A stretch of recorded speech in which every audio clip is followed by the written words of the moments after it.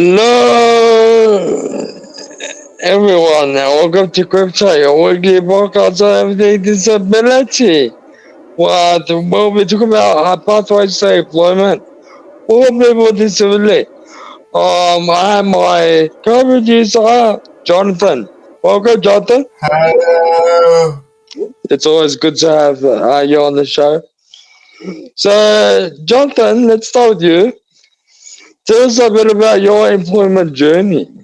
Well, I guess I just finished uni last year. Congratulations. Thank you. And I have had one uni internship and one page internship. Okay, so yeah, you've just entered an internship straight after finishing your graduation, which was last year. I think congratulations to you, Jonathan. Welcome to the show, David. Tell us a bit about your experience getting into employment. Look, I applied for a lot of jobs, but no one wants to give you a chance until you meet people that know you and people that know people, and then they help each other. I ended up working in a factory.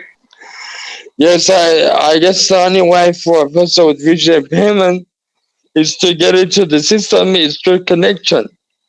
For me, it was a bit of a challenge getting into employment. It did take a while. Having graduated from university some time ago, I think a few years after, about six, trying to find suitable employment. And so I went from one job to another, but it wasn't necessarily the job I wanted, nor the job I studied for. So it made it, hard for me to get into the system.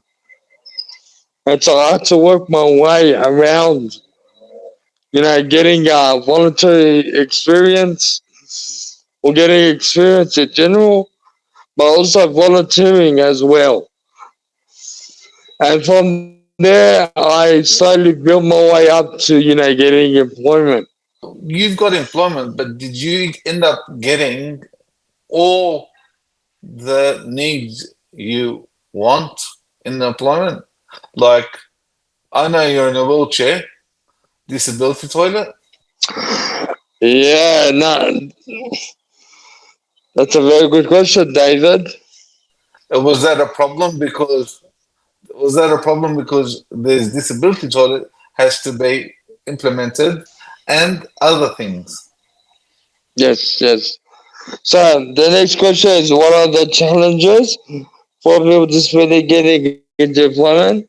So, yeah, when I got into employment, I found that someone was willing to give me a job. So through word of mouth, which is like you said, David, connection is the way to go. And so, look at my qualifications.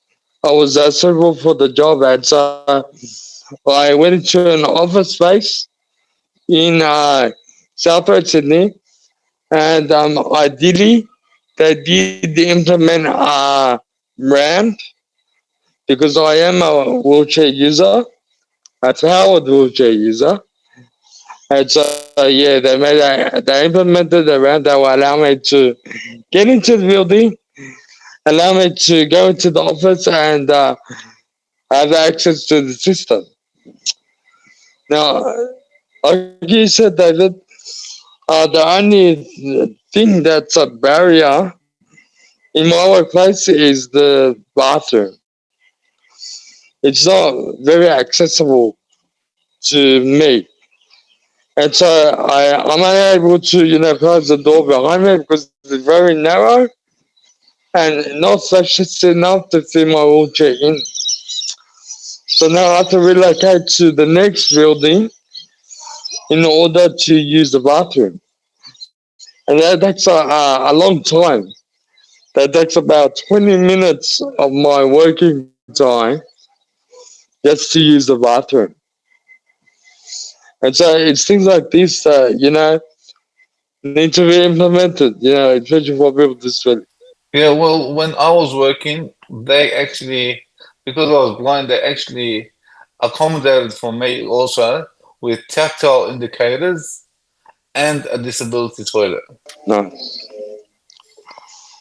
that's awesome.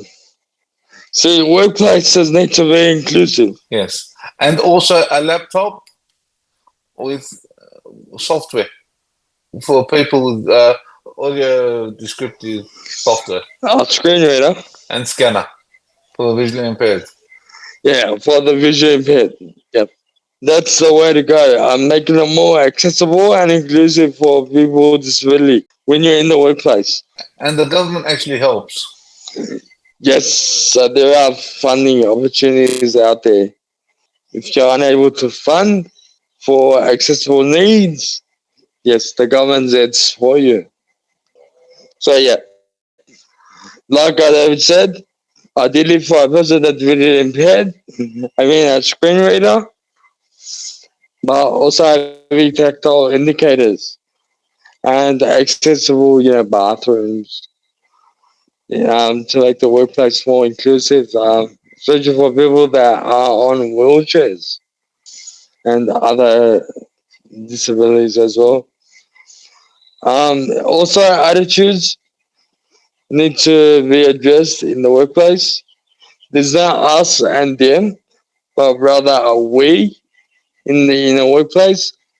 We should be, part of the team, and so yeah, we should be made to feel comfortable and adjusted to the workplace, not be secluded or treated otherwise because of our needs.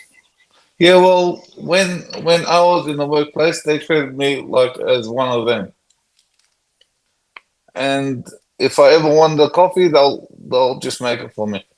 Not that I can make it myself. And they'll treat me as one of them, just a general worker, Nice. and I'll accommodate for what my needs to make sure I can work without incident. Yeah, no, I did it. The workplace I work in is I got an amazing team. Both of the workplace environments I work in, I am surrounded by an amazing team that you know uh, I guess cater to my needs, but also make me feel a part of the team. Which yeah, I think is the most important thing. You need to belong, and that's what we need more of. In the workplace. People with disability, Yeah. have the right to work just like everybody else. And so we need to, I guess, make sure, we get people with disability into employment.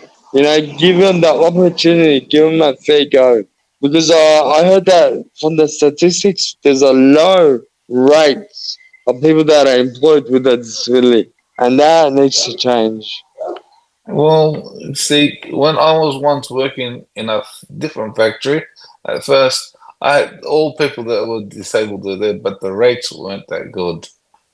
You used to do little stuff, and And how much did you get paid? oh, probably sometimes $15 a week, $40 a week. Well, $15 a week.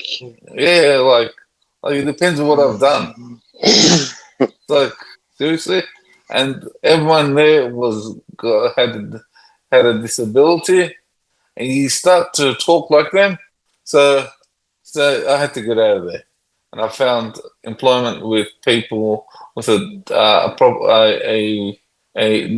business with which actually I had decent pay. Ideally, $15 a week is like $2.14 a day. Yeah, well, it depends on what you do, and because it's But no, it doesn't matter what you do. I don't know. It's one of those. It's labor, and to get paid $2.14 a day Yeah, is not right.